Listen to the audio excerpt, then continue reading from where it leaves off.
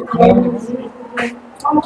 Alpha international school का छठा branch का ओपनिंग करने पहुंचे हुए साढ़े बाजार क्या कैसा पता। हाँ, यहाँ पे अल्फा इंटरनेशनल स्कूल का गणेश जी इसके संस्थापक हुए, हम लोगों को इनवाइट किए थे।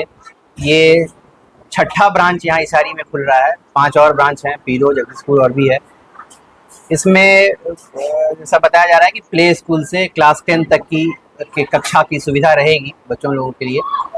हम लोग आकर यहाँ पे जितने भी पेरेंट्स लोग भी आए थे और बच्चे लोग थे, हम मेरा साइबर से जुड़ाव रहने के कारण मैंने साइबर अवेयरनेस की कोशिश की कुछ, कि जो बच्चे तो साइबर अवेयर रहेंगे लेकिन पेरेंट्स को साइबर अवेयर रहने का ज़्यादा ज़रूरत है। उसमें जो बेसिक चीज़ है कि अगर आप किसी साइबर फ्रॉड में फंस जाएं तो वह आपका जो इमीडिएट है, कौन से नंबर पे आपको फ़ोन करना चाहिए, क्या करना चाहिए, आपका ट्रांजेक्शन आईडी रेडी रहना चाहिए, जो बेसिक मूलभूत बातें हैं मैंने सोचा कि सबको दिया जाए, अवेयर किया जाए। इसके अलावा साइबर के अलावा और भी बच्चे, क्योंकि यहाँ पे स्कूल में रहेंगे बच्चे, तो जो क्लास 7, 8, 9, 10 के बच्चे रहते हैं वह अपने पद से कभी कभी दिग्भ्रमित होकर वह कभी ड्रग्स और नशे में पड़ जाते हैं या फिर कुछ इलीगल एक्टिविटीज़ में पड़ जाते हैं। उनके लिए अवेयर किया गया है क्योंकि उसमें क्या झेलना पड़ सकता है, फ्यूचर में क्या झेलना पड़ सकता है, सभी को यह बताया गया है कि आप अपने अभी आप 10 साल 12 साल का जो बच्चों को शिक्षा देने का समय है उसमें आप निवेश करें, वह आपको फ्यूचर में ज़्यादा रिटर्न देगा और आपको अच्छे नागरिक बनने की एक प्रेरणा देगा। सर जैसे साइबर ठगी होता है 2 मिनट होता है तो स्पीड में क्या। जैसा कि मैंने बताया, साइबर अगर ठगी किसी के साथ हो जाए इमीडिएटली तो बहुत ही पॉपुलर हेल्पलाइन नंबर है साइबर का 1930, उस पर तुरंत फ़ोन करना है। कभी कभी 1930 क्योंकि देश भर से लोग फ़ोन करते हैं उस पर वह बिजी रहता है, इसीलिए अगर 1930 पर फ़ोन नहीं लगता है तो cybercrime.gov.in वेबसाइट है, वह NCRB पोर्टल का वेबसाइट है, उस पर जाकर आप कंप्लेन कर सकते हैं। उसमें भी बहुत ही अच्छे तरीके से बताया हुआ है, नाम क्या है आपका, क्या है, कितने का फ्रॉड हुआ है, सब डिटेल्स पूछा जाता है, आप बता सकते हैं।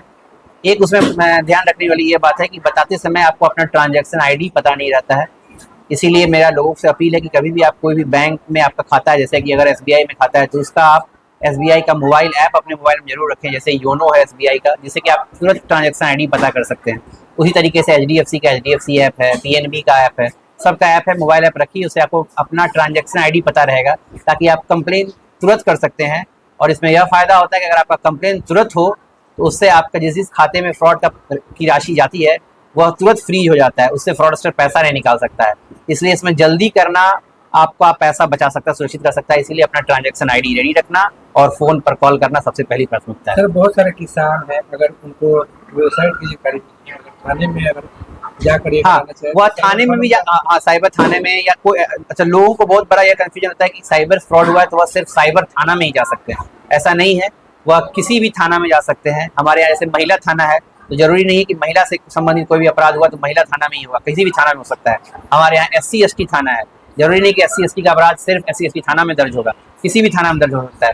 उसी तरीके से साइबर क्राइम का अपराध साइबर थाना के अलावा किसी भी नॉर्मल थाने में दर्ज हो सकता है। आप ऐसा नहीं है कि आप बहुत दूर रहते हैं, आरा से हेडक्वार्टर है भोजपुर का, तो अब आरा में साइबर थाना वहीं जाना पड़ेगा, आप लोकल थाना में जाकर अपनी शिकायत दर्ज कर सकते हैं। लेकिन उससे पहले आप 1930 पर कॉल कर लें और एक्नॉलेज नंबर, आपको एक 14 अंक का कंप्लेंट नंबर मिलेगा, उसको आवेदन में लिखते हुए आप थाना पर जाएं। और अगर आपको नहीं आता है 1930 पर तो आप थाना जा सकते हैं, वहाँ पे भी वो आप लोगों को मदद कर देंगे।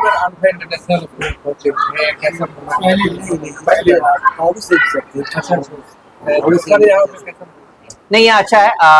जैसा कि गणेश जी बता रहे हैं कि यहाँ पर प्ले स्कूल से क्लास 10 तक खुलेगा, जगह काफ़ी मैंने देखा अच्छा बन सकता है। इसमें पेरेंट्स लोग आए थे, बच्चे लोग आए थे, तो हमको लगता है अच्छा, उम्मीद अच्छा शिक्षा, इस सारी जगह के लिए एक अच्छा शिक्षा प्रदान करने वाला संस्थान ये बन सकता है।